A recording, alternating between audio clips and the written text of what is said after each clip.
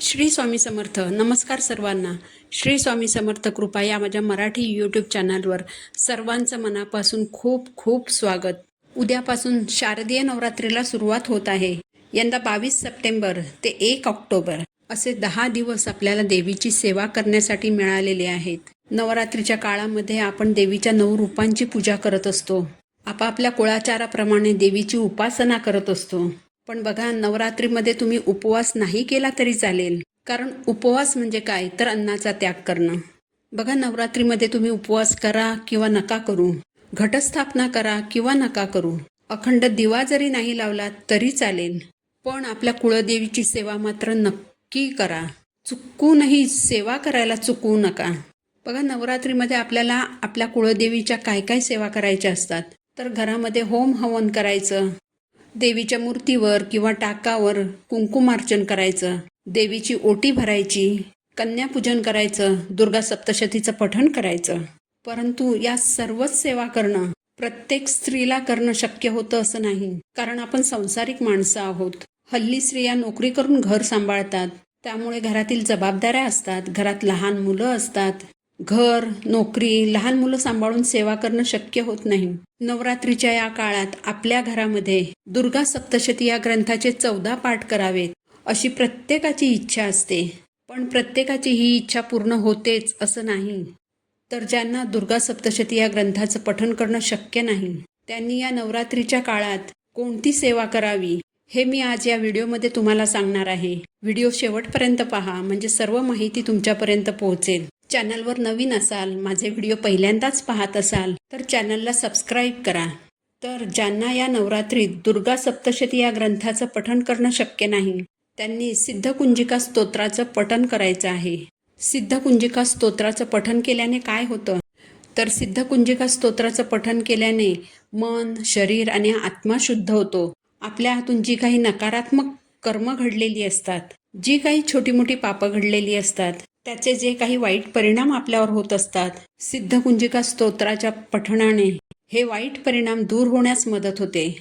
असं मानलं जातं की सिद्धकुंजिका स्तोत्रामध्ये दुर्गा सप्तशती या ग्रंथाचं सार समाविष्ट आहे. या स्तोत्रातील मंत्र इतके प्रभावशाली आहेत की त्याच्या पठणाने मनुष्याला कष्टांपासून मुक्ती मिळते. दुर्गा सप्तशती या ग्रंथात असं सांगितलेलं आहे की ज्यांना दुर्गा सप्तशती या ग्रंथाचं पठण करणं शक्य नाही, त्यांनी सिद्धकुंजिका स्तोत्राचं पठण करावं. याचाच अर्थ असा की सिद्धकुंजिका स्तोत्राचं जर आपण पठण केलं तर आपल्याला दुर्गा सप्तशती या ग्रंथाचं पठण केल्याचं पुण्य मिळतं. म्हणून या नवरात्रीत आपल्याला सुंदर, पवित्र आणि मौल्यवान अशा सिद्धकुंजिका स्तोत्राचं पठण करायचं आहे. हे स्तोत्र अगदी छोटंसं आहे. हे स्तोत्र कोण पठण करू शकतं? पुरुष, विवाहित स्त्रिया, ज्यांचे पती सध्या हयात नाहीत अशा स्त्रिया, अगदी गर्भवती स्त्रिया सुद्धा या स्तोत्राचं पठण करू शकतात. गर्भवती स्त्रियांना अगदी कोणताही महिना चालू असेल, 7वा महिना चालू असेल, 8वा असेल, 9वा महिना चालू असेल, तरी देखील त्या या स्तोत्राचं पठण करू शकतात. ही सेवा आपल्याला संकल्पयुक्त करायची आहे. ज्यांना मासिक धर्म अडचण, विटाळ या प्रकारच्या अडचणी येण्याची शक्यता आहे, त्यांनी संकल्प न करता सेवा केली तरी चालेल. मात्र ही सेवा करताना संकल्प करण्यासाठी आपल्याला सफेद तीळ वापरायचे आहेत. आता संकल्प कसा करायचा हे सर्वांना माहीत आहेच, तरी सुद्धा अगदी थोडक्यामध्ये सांगते. उजव्या हातात पाणी घ्यायचं, पाण्यामध्ये हळद, कुंकू, फूल, अक्षता टाकायच्या. यासोबतच चिमूटभर सफेद तीळ घ्यायचे. तुमचं नाव बोलायचं, गोत्र बोलायचं. गोत्र माहीत नसेल तर कश्यप गोत्र असं म्हणायचं. आणि तुम्ही या नवरात्रीमध्ये सिद्धकुंजिका स्तोत्राचे किती पाठ करणार आहात ते सांगायचं. ही सेवा तुम्ही किती दिवस करणार आहात तेही सांगायचं. आणि माझी ही सेवा निर्विघ्नपणे पार पडू दे अशी देवीला प्रार्थना करायची. यानंतर हातातलं पाणी ताम्हणात सोडून द्यायचं. नंतर हे पाणी तुम्ही तुळस सोडून इतर कोणत्याही झाडाला घालू शकता. आता ही सेवा तुम्ही घटस्थापनेच्या दिवसापासूनच करायला हवी असं नाही. तुम्ही दुसऱ्या दिवशी किंवा तिसऱ्या दिवशी, अगदी 4थ्या दिवशी देखील तुम्ही या सेवेला सुरुवात करू शकता. आता सिद्धकुंजिका स्तोत्राचा एक पाठ करणं म्हणजे काय, तर हे स्तोत्र एका दिवशी एकाच वेळी 11 वेळा पठण करणं म्हणजे या स्तोत्राचं एक पाठ करणं असं होय. जर तुम्ही या स्तोत्राचा एक पाठ करणार आहात असा संकल्प केला तर तुम्हाला हे स्तोत्र एका वेळी 11 वेळा म्हणायचं आहे. आता हे स्तोत्र एक वेळेस 11 वेळा का म्हणायचं? तर बघा, सिद्धकुंजिका स्तोत्राचं आपण पठण केलं तर आपल्याला दुर्गा सप्तशती या ग्रंथाचं पठण केल्याचं पुण्य मिळतं. मग जर आपण सिद्धकुंजिका स्तोत्राचं एका दिवशी एकाच वेळा पठण केलं तर आपल्याला दुर्गा सप्तशती या ग्रंथाचं पठण केल्याचं पुण्य मिळेल का? तर तसं पुण्य आपल्याला मिळणार नाही. म्हणून आपल्याला एका वेळी 11 वेळेस सिद्धकुंजिका स्तोत्राचं पठण करायचं आहे. आता या स्तोत्राचं पठण कधी करायचं? तर बघा, कोणत्याही पारायणाची एक वेळ ठरवलेली असावी. पण तुम्हाला रोज एका वेळी 11 वेळा या स्तोत्राचं पठण करणं शक्य नसेल तर तुम्ही दिवसभरात जमेल तेव्हा या स्तोत्राचं पठण करू शकता. पण अगदी जास्त उशीर वगैरे करू नका.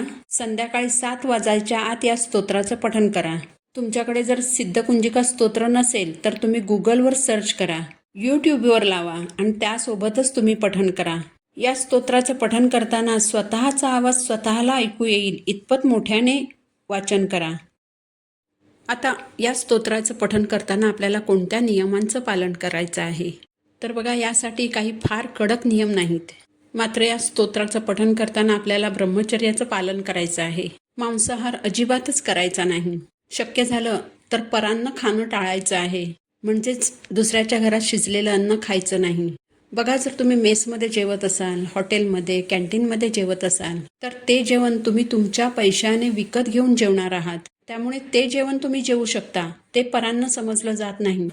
पण शेजाऱ्यांनी असंच काहीतरी वाटीभर गोडधोड आणून दिलं तर ते खाणं टाळायचं आहे. ऑफिसमध्ये टिफिन शेअर करणं टाळायचं आहे. म्हणजे तुम्ही तुमच्या टिफिनमधील अन्न दुसऱ्यांना देऊ शकता, पण दुसऱ्यांच्या टिफिनमधील अन्न तुम्ही खाऊ नका. या स्तोत्राचं पठण करताना काळे कपडे परिधान करू नका. वाचनाला सुरुवात करताना तुमच्या देवघरातील देवांसमोर, तुमच्या कुळदेवीसमोर दिवा लावा. देवीला हळद कुंकू फूल अर्पण करा. बघा, कधी कधी आपल्याला असं वाटतं की जाऊ दे ना, कशाला आसनावर बसायला हवं, एवढीशीच तर सेवा करायची आहे. पण जेव्हा कधी तुम्ही देवाची सेवा कराल ना, अगदी छोटीशी का सेवा असे ना, ती आसनावर बसूनच सेवा करा. कधीही नुसत्या जमिनीवर बसून सेवा करू नये. कारण विना आसन केलेली सेवा किंवा जमिनीवर बसून केलेली सेवा ही भूमीला प्राप्त होते, त्याचं फळ तुम्हाला मिळत नाही. म्हणून सेवा करताना बसायला आसन घ्या आणि त्यानंतरच वाचनाला सुरुवात करा. देवीचं स्मरण करायचं आणि पठणाला सुरुवात करायची. अगदी मनापासून श्रद्धेने आणि भक्तिभावाने वाचन करा. बघा, एक वेगळीच सकारात्मक शक्ती तुम्हाला तुमच्या घरात जाणवेल. या नवरात्रीत तुम्ही सिद्धकुंजिका स्तोत्राचा एक पाठ केलात तर तुमच्या मार्गातील अडचणी दूर होतात. चांगलं आणि उत्तम आरोग्य मिळावं यासाठी या स्तोत्राचे 3 पाठ करावेत. ज्ञान, यश, कीर्ती मिळविण्यासाठी नवरात्रीमध्ये या स्तोत्राचे 5 पाठ करावेत. नोकरी मिळावी, प्रगतीच्या मार्गातील शत्रू दूर व्हावेत यासाठी या स्तोत्राचे 3, 5 किंवा 7 पाठ करावेत. तुमच्या कष्टाचा पैसा नियमितपणे तुम्हाला मिळावा, तुमच्या संपत्तीमध्ये वाढ व्हावी यासाठी या स्तोत्राचे 9 पाठ करायचे आहेत. तर या नवरात्रीमध्ये तुमच्या कुळदेवीचा कुळाचार म्हणून सिद्धकुंजिका स्तोत्राचं नक्की पठण करा. बघा, तुमच्या कुळदेवीच्या कृपेने तुमच्या अनेक समस्या दूर होतील. झालेली सेवा मी महाराजांच्या चरणी अर्पण करते.